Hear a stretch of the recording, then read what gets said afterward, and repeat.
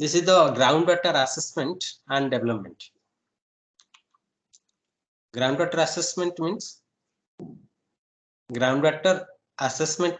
to know the depth of water or the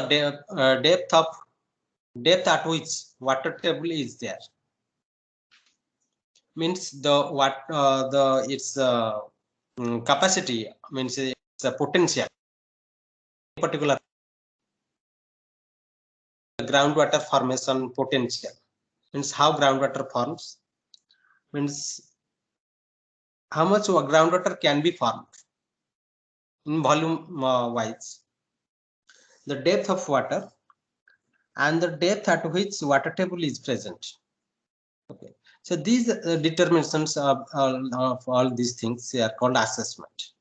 Okay, there are different formula, different empirical formula and different theories are involved. Okay, so before this groundwater assessment, we should know this hydrologic cycle that you might have heard. Means how it depends upon the rainfall and depends upon the soil. Okay, unlike in surface water, where the determination or the assessment of water, the volume, is predictable. I mean, accurately you can predict, but the groundwater is very difficult to predict because there are many interfaces. Okay, in the soil, and depending upon the soil type, the groundwater changes. Okay, the potential changes. And the developments, how we can extract water from ground easily, and how the groundwater can be increased, the capacity or the volume of the water in the ground can be increased. Means that is called recharge, groundwater recharge.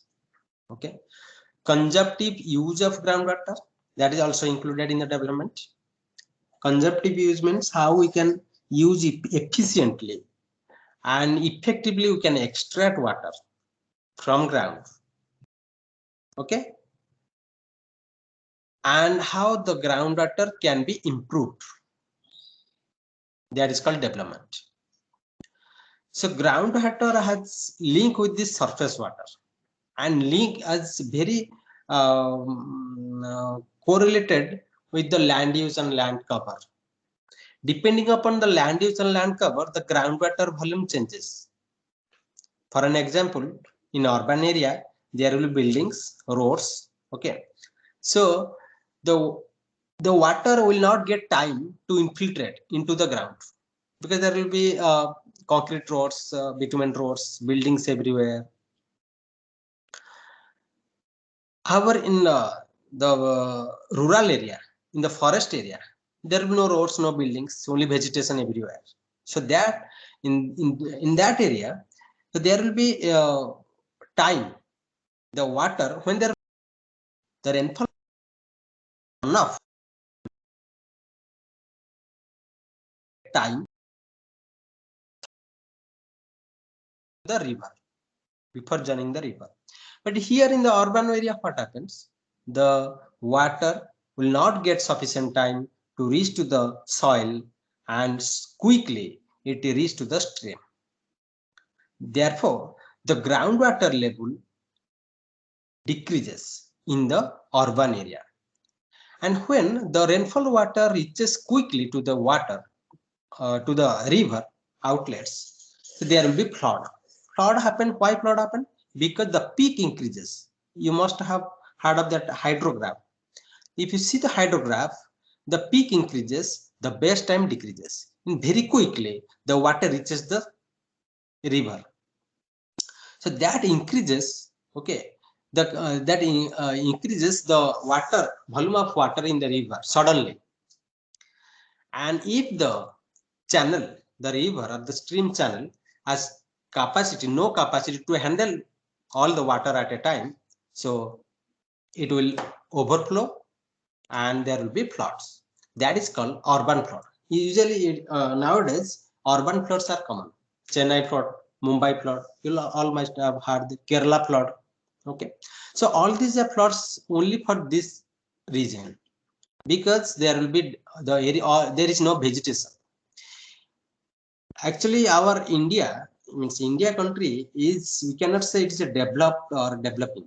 Developed country does not mean only building, only malls, only roads, airports. Okay, developed country means ecologically, you can say, or this vegetation proportion, you can say vegetation proportion with this developed area, that should be maintained. Means the proportion of vegetation that required, okay, that should be maintained. In USA, in European countries, developed countries, they are maintaining that. But in India, we are not maintaining. Urban means it is fully urban. There is no vegetation. There is no empty land fall under to the. On the same year, there will be drought. Why drought occur? When surface water dries, means river water dries, it depends upon the groundwater. If groundwater is sufficient, then okay, there will be no drought. We can manage. But if the groundwater is not sufficient, we cannot manage. So there will be drought and there will be huge loss of crops. And this groundwater, that is called depletion. Depletion of groundwater happens due to this region, this urbanization, because the water will not infiltrate. So during rainfall, if water will not infiltrate into the land, then how the groundwater level will increase? Therefore, so when quickly it reaches, the rainfall water quickly reaches to the stream, then there will be urban flooding, quick flooding, and on the same year, due to that flooding, because all water reaches to the stream, the groundwater will not get, groundwater table will gradually decreases. Means there will be depletion of groundwater. So that is, there will be, on the same year, there will be drought. It happened in the Chennai flood, in 2015 or 16, there was a Chennai heavy flood. On the same year, there was urban flooding, there was drought. Kerala, same. Mumbai, oh, we are not, there is a groundwater depletion. Okay. In Mumbai, especially, there is no crops, you can say. So the drought is not, has not much role, but there will be groundwater depletion. Okay. So in this subject, this is the syllabus. Is it visible to everyone? Syllabus, I have actually divided the syllabus. Actually, this syllabus is available in your in the website. Okay. And I have divided this syllabus into 4 chapters. First chapter is groundwater hydrology. Okay. Here in the groundwater hydrology, you will be studying this occurrence of groundwater, the importance of groundwater, how groundwater occur, okay, and how storage of groundwater occur, and how the volume or the direction of groundwater flow changes. Okay, that will be studied here in the in this chapter. The direction, volume, okay, or you can say potential, occurrence, importance. So this these things you will be studied here in the first chapter. In the second chapter, that is well hydraulics. Well hydraulics, that is pumping test, water wells, test holes, and well loss. Methods of drilling of deep wells, means here how we can extract this groundwater effectively. There are different wells, okay, the pumping test, everything that will be studied here. Okay, if we draw water continuously from a particular well, how the groundwater depletion will occur, that will you can study here. Okay, there will be many wells. Okay, wells are the you can say the wells, especially you can say wells. Okay, and if we draw the water pumping, then how the groundwater level decreases.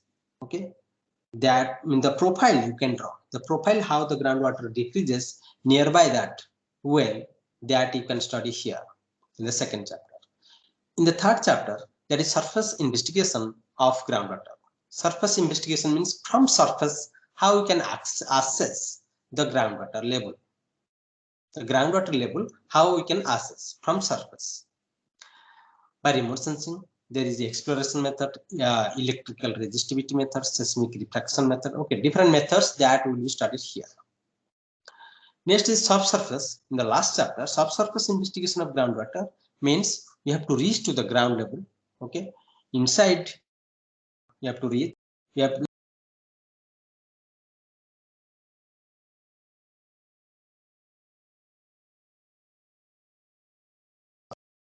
of groundwater. Artificial recharge of groundwater and conjunctive use of water, it is actually, this should not be included in this chapter, subsurface investigation. Okay, it is actually different from that subsurface investigation. Artificial recharge means how we can increase the groundwater, and conjunctive use means how we can use it effectively. Now we can study the different uses of this groundwater from this industrial use or this water supply use for the agriculture use. Okay, so the different use of water that will be studied. Okay, how you can use it effectively, efficiently. And artificial recharge means artificially how we can recharge the groundwater. Means we can increase the potential of groundwater. That will be studied in the last chapter. Okay, so these are the books.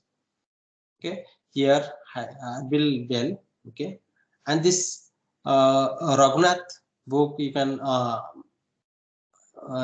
refer this Raghunath book, and Todd Mills. Okay, groundwater hydrology. So out of these 4 books, I will suggest Raghunath and Todd Mills. Okay, Todd Mills, I have that is the most important books worldwide. It is referred. Okay, Raghunath, it is just it's a local author, but it's not that. It's good book. But out of this 4, good book is this Todd and Mills. Okay, so I will give you e-books of Todd Mills. After the sharing here in the MS team I'll share. And here the timing is on Monday, Tuesday, Friday. Okay, from 11 to 12. So now the learning objectives.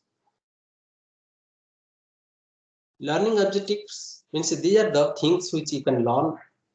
Means this by studying this subject. Okay, main objective of this studying this subject, to know the formation of groundwater.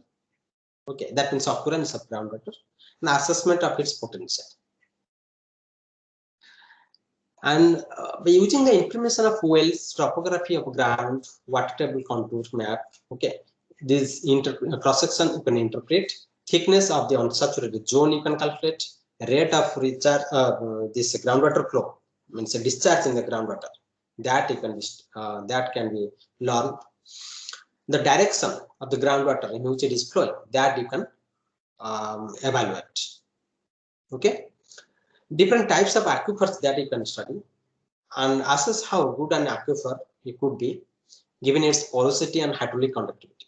If porosity and hydraulic conductivity is given, then how a good aquifer be? Okay, means there are different types of aquifer depending upon the aquifer and depending on the porosity and hydraulic conductivity, its performance is different. Distinguish between unconfined and confined aquifer and recognize conditions in confined aquifer that will produce a flowing artesian well. So these are types of aquifers, means unconfined aquifer and confined aquifer, that will be studied in detail. Okay, that you can learn here in this subject. Use suitable data to calculate the exploitable storage specific retention of an aquifer. Means the storage and the retention of an aquifer, how much water it can retain, how much water it can store, that you can calculate. In addition to this, students can learn about different drilling methods. Okay, means in the third chapter. Okay, you can learn this different drilling method, exploration methods, geophysical exploration methods, and for surface and subsurface investigation of what groundwater. Okay, you can investigate the surface on the surface by drilling. You can investigate, means you can assess the level of groundwater. Process of artificial recharge of groundwater, means what are different methods to increase the recharge of groundwater artificially, that you can study it.